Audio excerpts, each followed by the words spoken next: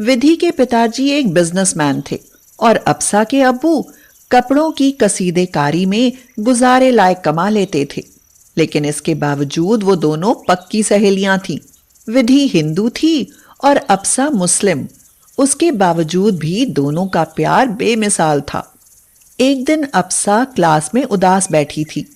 उसे उदास देखकर विधि ने पूछा, क्या हुआ मैडम, मूड खराब है क्या? तुझे क्यों लगा कि मेरा मूड खराब है? शक्ल पर 12 बजे है ना, इसीलिए। तू मेरे चेहरे को कितनी जल्दी पढ़ लेती है विधि, इसीलिए मैं तुझसे कुछ नहीं छुपा सकती। तो बताती क्यों नहीं कि क्या हुआ? अप्सा आंखों में आंसू भरे हुए बोली, विधि, जिनके कपड़ों पर अब्बू कसीदाकारी करते थे, उन्होंने अब कपड़े देने बंद कर दिए हैं। कहते हैं कि अब्बू अब बूढ़े हो चले हैं, उन्हें कम दिखाई देता है, बेल बूटे सही से नहीं बना पाते। अगर अब्बू का काम छूट गया तो घर का खर्चा कैसे चलेगा? और फिर मेरी स्कूल की फीस। मुझे बता, वो मालिक कौन है? उसका मुंह ना तोड़ दिया तो मेरा नाम विधि नहीं। हाँ, तू चिंता ना कर, दुनिया ने कढ़ाई वाले कपड़े पहनने अभी बंद नहीं किए हैं। वहां ना सही, कहीं और सही, काम तो मिल ही जाएगा। नहीं मिलेगा विधि, इतना आसान नहीं है। चल, अब इतना भी दुखी होने की जरूरत नहीं है, सब ठीक हो जाएगा। अच्छा सुन, तुझे याद है ना कि कल मेरा जन्मदिन है और कल शाम को तुझे मेरे घर आना है? लेकिन मैं कुछ नहीं, जब तक तू नहीं आएगी ना, मैं केक नहीं काटूंगी। हाँ। अप्सा सोच में पड़ गई कि खाली हाथ विधि के जन्मदिन पर कैसे जाएगी। घर में ऐसा कुछ भी नहीं था जिसे वह विधि को उसके जन्मदिन पर दे सके। अप्सा की अम्मी ने पूछा, क्या हुआ अप्सा, इतनी परेशान क्यों हो? अम्मी, कल विधि का जन्मदिन है। उसने कहा है कि जब तक मैं नहीं जाऊंगी वह केक नहीं काटेगी। लेकिन मैं खाली हाथ कैसे जाऊं? मैंने कितनी बार समझाया है बेटी कि अमीर लोगों की दोस्ती ठीक नहीं। अम्मी, वो मेरी इकलौती सहेली है, मुझे जाना तो पड़ेगा ही। ना जाकर मैं उसका दिल नहीं दुखाना चाहती। उन दोनों की बातें सुनकर अप्सा के अब्बू बोले, अप्सा, अब इतने बुरे दिन भी नहीं आए हैं कि तुम उसे कोई तोहफा न दे सको। मेरे पास एक जरी का दुपट्टा रखा है, उसे वही दे देना। अप्सा को लगा कि उसकी सारी मुश्किलें आसान हो गई हैं। अब वह उस दुपट्टे को ही विधि को तोहफे के रूप में देगी। अगले दिन शाम को जब वह विधि के जन्मदिन की पार्टी में पहुंची तो सब लोग उसे अजीब तरह से देखने लगे। अप्सा नजर चुराती हुई विधि के पास पहुंची। अप्सा, तू आ गई। मुझे यकीन था कि तू जरूर आएगी। मम्मी, पापा, मेरी सहेली आ गई है, अब मैं केक काटती हूँ। विधि की मम्मी सुनंदा उसके कान में फुसफुसाई, विधि, कितनी लो क्लास फ्रेंड है तुम्हारी। कपड़े तो देखो इसके, तुम्हें अपना स्टेटस देखकर दोस्ती करनी चाहिए। मम्मी, ये आप क्या कह रही हैं? दोस्ती कपड़े और स्टेटस देखकर नहीं की जाती। जानती हो वह मन की कितनी अच्छी है। चलो अब केक काटते हैं। केक कट गया। सभी मेहमान ताली बजाने लगे।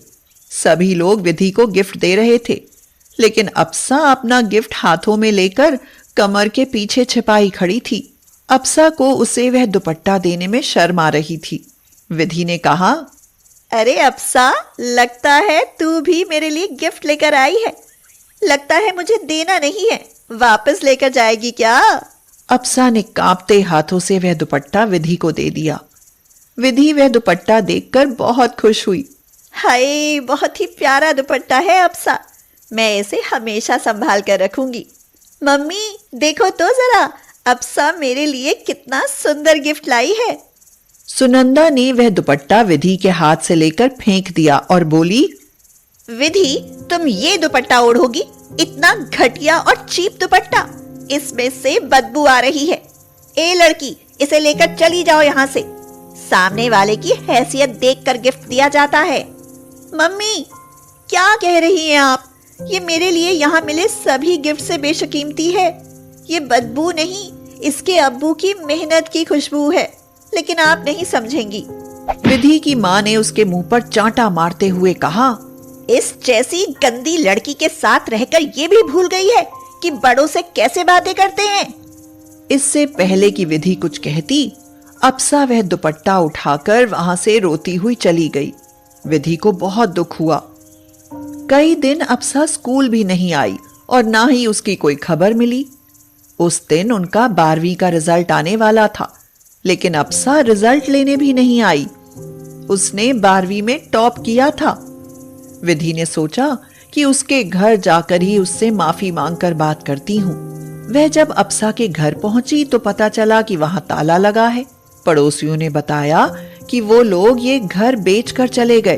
अप्सा मुझे इतनी बड़ी सजा कैसे दे सकती है, जिसके बिना मुझे एक दिन जीना मुश्किल लगता था। वह मुझसे हमेशा के लिए दूर चली गई। मैं इस दुख के साथ कैसे जी पाऊंगी। समय के साथ सब कुछ बदलता चला गया, लेकिन विधि हमेशा अप्सा को याद करती रही। उस दिन से अप्सा ने ठान लिया था कि अब वह कभी किसी अमीर से दोस्ती नहीं करेगी। अब उसे जुनून था कि उसे भी पढ़ लिख कर खुद को अमीर बनाना है, तभी वह विधि से मिलेगी। 5 साल बीत गए। अप्सा MBBS डॉक्टर बन गई। इधर विधि के पापा का बिजनेस लॉस में चला गया। वे लोग घर से बेघर हो गए, जिसका सदमा वो सह नहीं पाए और उन्हें दिल का दौरा पड़ गया। विधि, कुछ करो, अपने पापा को बचा लो। मम्मी, मैं पापा को कुछ नहीं होने दूंगी। मैं उन्हें किसी बड़े हॉस्पिटल में लेकर जाती हूँ। लेकिन बेटा, बड़े हॉस्पिटल में इलाज कराने के लिए पैसा कहाँ से आएगा? मम्मी, मैं अपने बॉस से एडवांस ले लूंगी।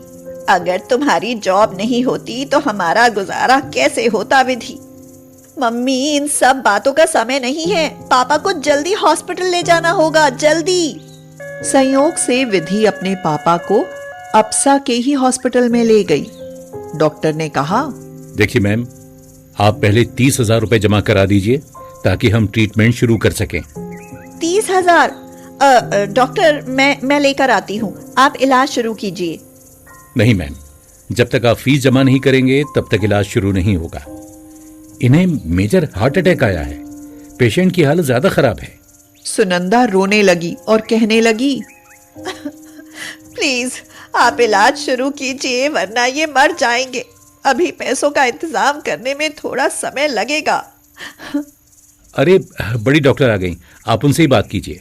अप्सा को बड़े डॉक्टर के रूप में देखकर विधि और सुनंदा चौंक गई। विधि, ये तुम्हारी सहेली है ना? बेटी, प्लीज विधि के पापा को बचा लो। अप्सा ने उन्हें फटाफट ICU में भेजा और इलाज शुरू किया। 2 घंटे बाद, विधि, तुम्हारे पापा अब खतरे से बाहर हैं। वो जल्दी अच्छे हो जाएंगे। विधि अप्सा के गले लगकर रोती हुई बोली, अप्सा, तू कहाँ चली गई थी बिना बताए मुझे छोड़कर? जानती है तेरे बिना मुझ पर क्या गुजरी है। विधि, जब दोस्ती के बीच में अमीरी गरीबी आ जाए तो दूर होना ही बेहतर है। लेकिन आज मैं एक बहुत बड़ी डॉक्टर बन चुकी हूँ। आंटी जी, अब तो हमारी दोस्ती बनी रह सकती है ना? मुझे माफ कर दो बेटी। जिस धन का मुझे कल अहंकार था, आज वह नहीं रहा। अगर तुम न होती तो शायद इनकी जान भी न बचती। कोई बात नहीं आंटी जी, अगर आप मुझे उस दिन गरीबी का एहसास नहीं दिलाती ना, तो मैं डॉक्टर कैसे बनती? अप्सा, मैं कहीं से पैसों का इंतजाम करके लाती हूँ, क्योंकि अब पहले जैसा कुछ नहीं रहा। पापा का बिजनेस खत्म हो चुका है और मैं एक प्राइवेट जॉब करती हूँ। बॉस से एडवांस मिल जाए तो मैं पैसे जमा कर दूंगी।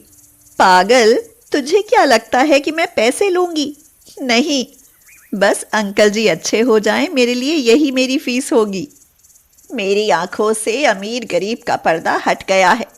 सच कहा था विधि तुमने कि दोस्ती अमीरी गरीबी देखकर नहीं होती।